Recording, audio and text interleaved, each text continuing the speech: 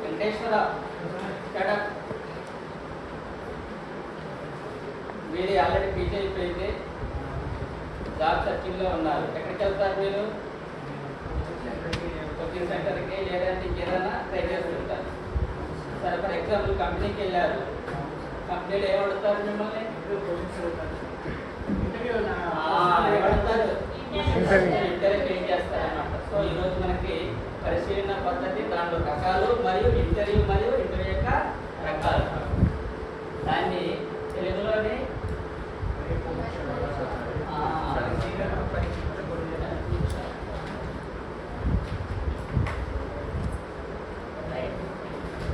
Today we discuss two topics. One is observation method, second one is interview methods. Okay na? పరిశీలన అంటే ఏంటి? పరిశీలన అంటే ఏంటంటే ఒక వ్యక్తి యొక్క ఉద్దీపన ద్వారా అతను వ్యక్తపరిచేటటువంటి అంటే ప్రతిస్పందన ద్వారా వ్యక్తపరిచేటటువంటి ప్రవర్తన అంశాలనే పరిశీలన అంటారు. ఏమంటారు ఇంటారు మీరు మేడం? పరిశీలన పద్ధతి అంటే ఏంటంటే ఒక వ్యక్తి ఒక ఉద్దీపన ద్వారా ప్రతిస్పందించి బాహ్య ప్రవర్తన ద్వారా కొన్ని అంశాలు అనేవి మనందరం కూడా కనుక్కోవడం జరుగుతుంది అనమాట. దాన్ని ఏమంటారంటే పరిశీలన అంటారు. ఇంగ్లీష్లో వచ్చేసి అబ్జర్వేషన్. అంటే అబ్జర్వేషన్ అంటే ఏంటి? మామూలు చూడటం కాదు, ఇచ్చేటువంటి అంశాన్ని ముఖ్యంగా సంఘటితంగా పరిశీలించి దాన్ని స్టడీ చేసినప్పుడు దాన్ని అనేటువంటి పరిశీలన పద్ధతిని అంటారు. ఎస్, అయితే ఇంగ్లీష్ శాస్త్రవేత్త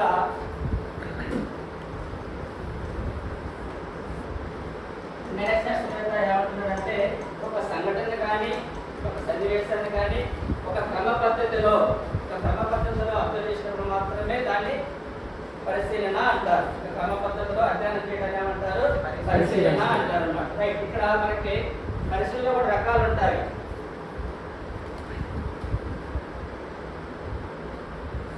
సహజ పరిశీలన, ది నేచురల్ అబ్జర్వేషన్. నియంత్రిత పరిశీలన. రైట్, మనకి ఇచ్చిన టాపిక్ ఏంటంటే జస్ట్ మనకి నేచర్ అబ్జర్వేషన్ మాత్రమే ఉన్నది. దీనికి ఇంకా ఇంటర్లింక్డ్గా మనం ఏం చేస్తామంటే BEd level, TET level, DSC లెవెల్గా దీనికి కొంచెం ఎక్సర్సైజ్ చేసి నేను చెప్తున్నాను మీకు. సహజ పరిశీలన, నియంత్రిత పరిశీలన,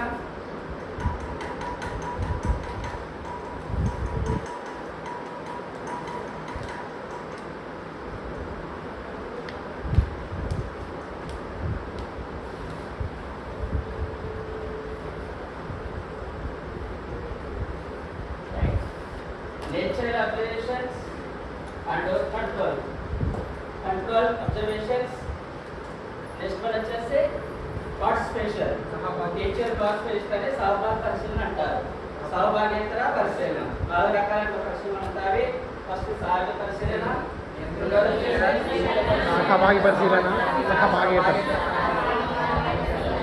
రైట్, సహజ పరిశీలన ఏం చేస్తామంటే సాధారణంగా మనం ఒక విషయాన్ని కానీ ఒక ఏదైనా సన్నివేశాన్ని తీసుకొని సహజంగా పరిశీలించడాన్ని సహజ పరిశీలన అంటారు. ఫర్ ఎగ్జాంపుల్, మన సామాజిక వర్గమైనటువంటి పిల్లలు ఉంటారు, మన పాఠశాలలో వివిధ వర్గాలకు చెందినటువంటి పిల్లలు ఉంటారు. వాళ్ళు పూర్తిగా స్టడీ చేయాలంటే ఏం చేయాలి? మనం వారి ఇంటికి వెళ్ళేసి వారి యొక్క బాల్య దశ అనేది ఏ విధంగా ఉన్నది, ఏ విధంగా వాళ్ళు చదువుతున్నారు, అటువంటి వాతావరణం ఎలా ఉన్నది, ఏం చేస్తున్నాం, దాని గురించి పూర్తిగా స్టడీ చేస్తాం అనమాట. ఏం చేస్తున్నాం? నేచురల్గా చేస్తున్నాం. పిల్లవాడిని ఎక్కడ కూడా మనం ఇబ్బంది పెట్టడం. సహజంగా పరిశీలన ఏమంటారంటే సహజ పరిశీలన అంటారు. రైట్, మీరందరూ కూడా మన విలేజ్లో చెరువులు ఉంటాయి, మనకి ఉంటాయా? ఆ చెరువులో చేపలు ఉంటాయి. అక్కడ ఏం చేస్తున్నారు? మీరు పని చేస్తున్నారు. మీరు ఏం చేయగలరు? చెరువు గట్టు మీద ఉండి చేపలు పరిశీలిస్తున్నారు. అంటే ఏ పరిశీలన వాడారు? అక్కడ మీరు సహజ పరిశీలన వాడారు. అప్పుడు మీరు ఏం చేయట్లేదు, అక్కడ జస్ట్ ఆ చెరువులో చేపలు వాచ్ చేస్తున్నారు. అదేవిధంగా జూకి వెళ్ళారు మీరందరూ కూడా. జూకి ఏం చేస్తారు? జంతువులను చూస్తూ ఉంటారు.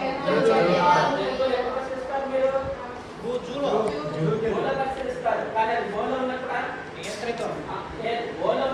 ఎప్పుడైతే బయట వచ్చేసి సహజంగా వచ్చేసి దిగుతున్నప్పుడు మాత్రమే పరిశీలిస్తారు. కాబట్టి దాన్ని ఏమంటారు? అని అంటారు అన్నమాట. అర్థమైందా? సహజ పరిశీలన అంటే అర్థమైందా? సెకండ్ వచ్చేసి మనకి నియంత్రిత పరిశీలన. నియంత్రిత పరిశీలన. నియంత్రిత పరిశీలన అంటే ఏంటంటే కంట్రోల్.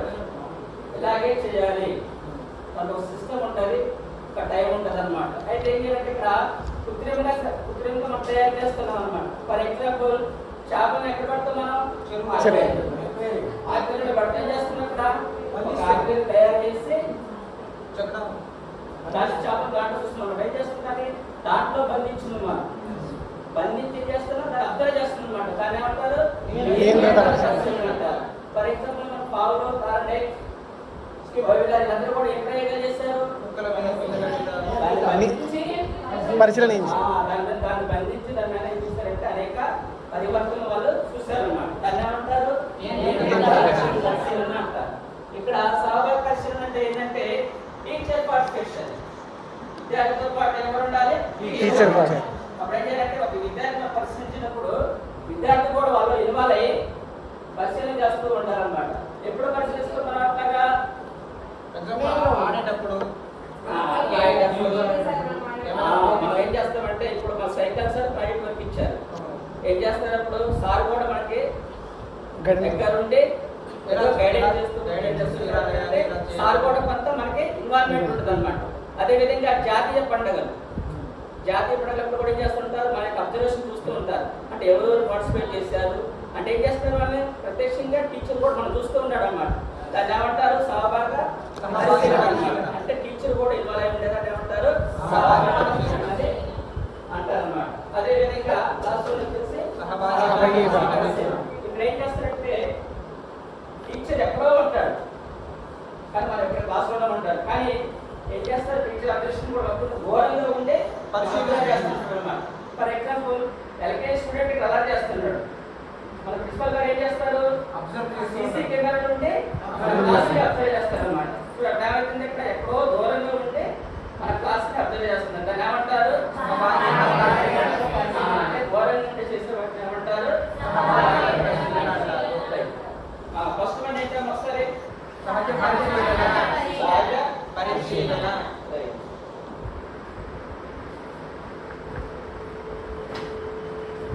సింధు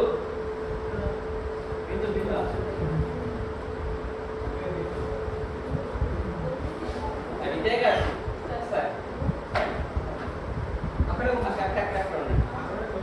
ఫస్ట్ మనం ఏం చెప్పుకున్నాం? మనం సహజ పరిశీలన. ఏమంటారు? Natural observation. సహజంగా మనం పరిశీలించే విషయాన్ని ఏమంటారంటే సహజ పరిశీలన అని అంటారు. సెకండ్ వన్ ఏంటి? నియంత్రిత పరిశీలన. ఏం చేస్తాం మనం? ఏం చేస్తామంటే బంధించి కంట్రోల్ చెప్పాము. ఎక్కడ క్లాస్ పోతే మాత్రం లేకపోతే బేస్ లేదు అంటాం. ఏం చేస్తున్నప్పుడు క్లాస్ బంధిస్తూ ఉంటాం అన్నమాట. ఇది మేడం అంటే ఇది ఏమంటారంటే సహభాగ పరిశీలన. అంటే దీంట్లో టీచర్ కూడా దీంట్లో ఇన్వాల్వ్ అవుతారు అన్నమాట. ఇన్వాల్వ్ అయ్యి పిల్లవాడితో ఉండి ఆ యొక్క ప్రవర్తన తెలుసుకుంటాడు. కాబట్టి దీన్ని ఏమంటారు? సహభాగ పరిశీలన లేదంటే సంరక్షిత పరిశీలన అంటారు. రైట్. లాస్ట్ వన్ వచ్చేసి సంచరిత పరిశీలన. ఇక్కడ ఏం చేస్తారు? దూరంగా ప్రిన్సిపల్ గారేమో ఆఫీసులో ఉంటారు, మన క్లాస్ ఇక్కడ ఉంటుంది. ఏం చేస్తారు? ఇక్కడ మనం ఏ సెలవు మొత్తం కూడా ఎక్కడ చూస్తారు? అక్కడ మానిటర్ తీసుకుని సీసీ కెమెరాలు చూస్తారు. ఓకే.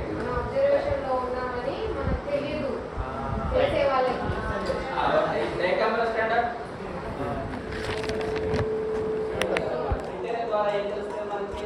అతని నైపుణ్యాలు నైపుణ్యాలు కానీ తెలుస్తుంది. ఇంటర్నల్ తెలుసుకుంటాడా, ఎక్స్టర్నల్ తెలుసుకుంటాడా? రెండు విధాలుగా అన్నమాట. అంటే బయట పరివర్తనతో పాటు అంతర్గతం కూడా తెలుసుకుంటాం. అంటే ఇక్కడ ఇంటర్ అంటే ఏమంటారంటే ఇన్నర్ అంటారు. ఇన్నర్ అంటే ఏంటంటే అంతర్గత భావాలు అన్నమాట. అంతర్గత భావాలు తెలుసుకోవడం వల్ల ఏమైందంటే అతను ఏ యొక్క విషయాన్ని అయినా సరే ఏం చెప్పుకుంటాడైనా ఫ్రీగా చెప్తాడు అన్నమాట. రైట్. అయితే ఇక్కడ ఇంటర్వ్యూని ఏమంటారంటే మౌలిక పత్రం అంటారు. ఏమంటారు? మౌలిక పత్రం. అంటే ఇక్కడ ఏం చేస్తున్నావు నువ్వు? జస్ట్ ఇక్కడ రాసేది ఉందా? రాసేది ఉందా? చదివేది ఉందా?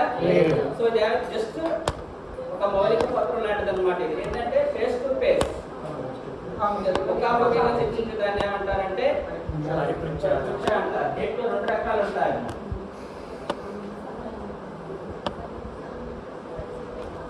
సంబంధిత ఇదేమో స్ట్రక్చరల్ ఇంటర్వ్యూస్, ఇది అన్స్ట్రక్చరల్ ఇంటర్వ్యూ.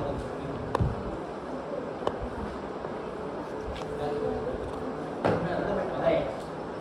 సంబంధిత ఇంటర్వ్యూ అంటే ఏంటి చూడండి sir. Unstructural interviews and structural interviews. Structural interviews అంటే ఏంటంటే ఆల్రెడీ క్వశ్చన్ పేపర్ తయారైపోతుంది. ఒక కంపెనీ కానీ, ఒక సంస్థ కానీ, ఒక వ్యక్తిని కానీ ఏం చేస్తారంటే ఇంటర్వ్యూ చేయాలంటే ఆ యొక్క కంపెనీ సంబంధించినటువంటి మేనేజర్ మొత్తం కూడా ఒక క్వశ్చన్ పేపర్ తయారు చేస్తాడు అనమాట. తయారు చేసి ఏం చేస్తాడు, అతనికి కావాల్సినటువంటి అసెస్మెంట్ అండ్ మొత్తం కూడా స్టడీ చేసి అతన్ని టెస్ట్ చేస్తుంటాడు అనమాట. అయితే ఇక్కడ ఏం చేస్తాడంటే స్ట్రక్చర్లో ఏంటంటే ఆల్రెడీ క్వశ్చన్ పేపర్ అనేది ముందే తయారైపోతుంది అనమాట. ఏ విధంగా అయితే ఇంటర్వ్యూ చేయాలో మొత్తం కూడా క్వశ్చన్ పేపర్ అనేది కూడా తయారు చేస్తూ ఉంటాడు అనమాట. ఇక్కడ మెయిన్ ప్రయారిటీ ఇక్కడ ఇంటర్వ్యూ చేసేవాడే మెయిన్ ప్రయారిటీ. ఎందుకంటే అది ఏ క్వశ్చన్ అడిగితే ఆన్సర్ చెప్పాలన్నమాట. ఇక్కడ సంబంధించినది కూడా అదే చెప్తున్నాము.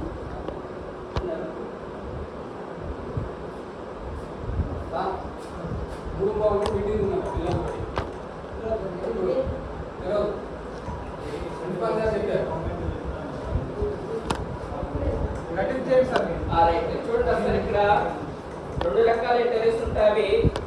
అయితే ఈ రకమైన పద్ధతిలో ఏం చేస్తారంటే ఇంటర్వ్యూ చేసేటువంటి పర్సన్ కూడా దానికి క్వశ్చన్ పేపర్ అనేది తయారు చేయడం జరుగుతుంది అనమాట. అయితే అన్స్ట్రక్చర్ వచ్చేసే కల్లా ఇక్కడికి ఎప్పటికప్పుడు అనమాట, ఒక సమయం ఉండదు, ఒక టైం ఉండదు అనమాట. దానికి ఎప్పుడైతే ఇంట్రెస్ట్ ఉంటుందో అప్పుడు మాత్రమే ఇంటర్వ్యూ చేస్తుంటాడు అనమాట. దానికి దీనికి డిఫరెన్స్ ఏంటి? ఇక్కడ ఏంటంటే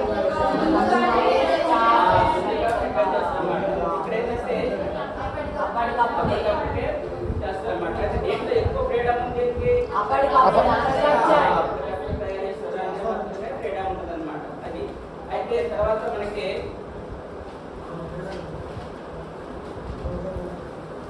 ప్రతిస్పందన పత్రాలు, రెస్పాన్స్ షీట్స్. మీరందరూ కూడా స్కూల్కి వెళ్ళారు.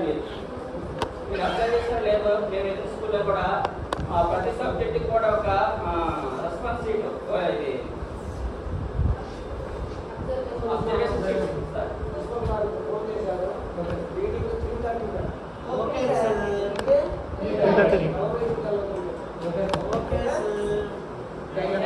ఇక్కడ ప్రతిస్పందన పత్రికలు అంటే ఏంటంటే ఒక వ్యక్తి కానీ, విద్యార్థి కానీ అభ్యాస అనుభవాల ద్వారా నేర్చుకున్నటువంటి ప్రతి ఒక్క విషయం కూడా ఒక రెస్పాన్స్ యొక్క పత్రిక అన్నమాట. అంటే అది అనుభవాల ద్వారా కానీ, రాత ద్వారా కానీ, ఇంకా చదవడం ద్వారా కానీ తీసుకున్న విషయాలు మొత్తాన్ని కూడా ఏమంటారంటే అభ్యాసన పత్రిక, రెస్పాన్స్ పత్రిక అంటారన్నమాట.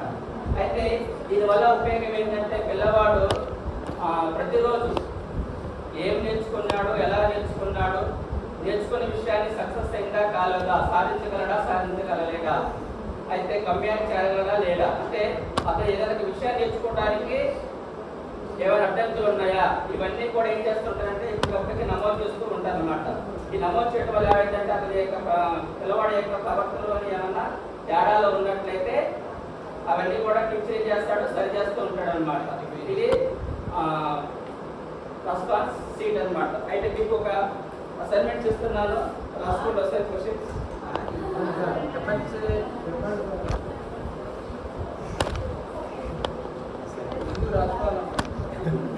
ఫస్ట్ క్వశ్చన్,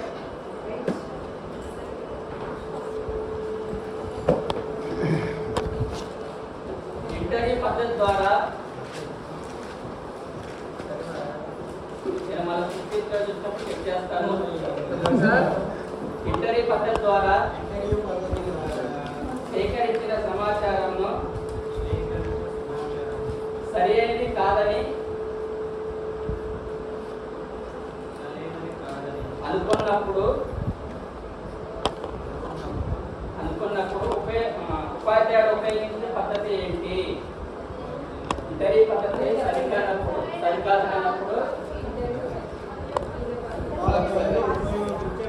ఇంటర్వ్యూ పద్ధతి ద్వారా సేకరించిన సమాచారాన్ని సరైనది కాదని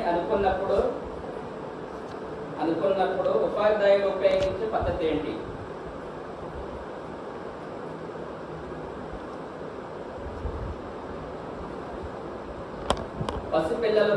పసిపిల్లలు జంతువులు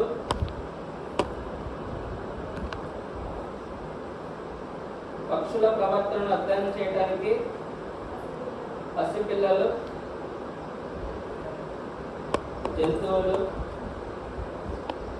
పక్షుల యొక్క ప్రవర్తనను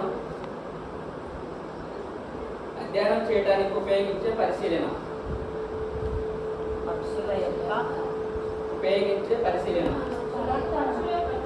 పక్షుల యొక్క ప్రవర్తనను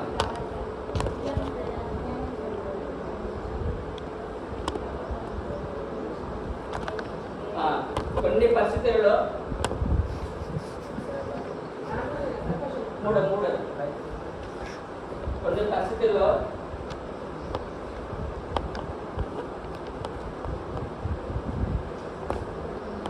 శరీరానికి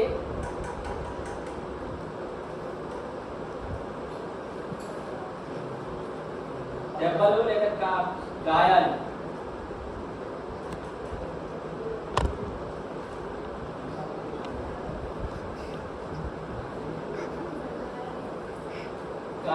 కావాలని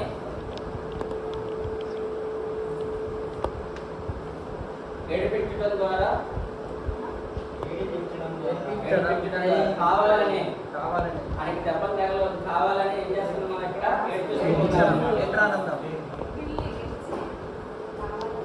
ఏడిపించడం ద్వారా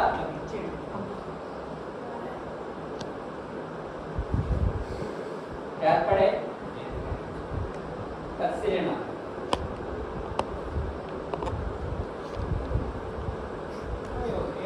last one,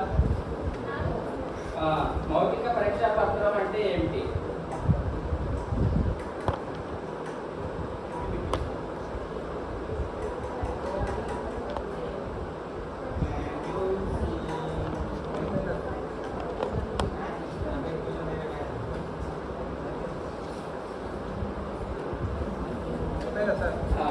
Thank you, sir.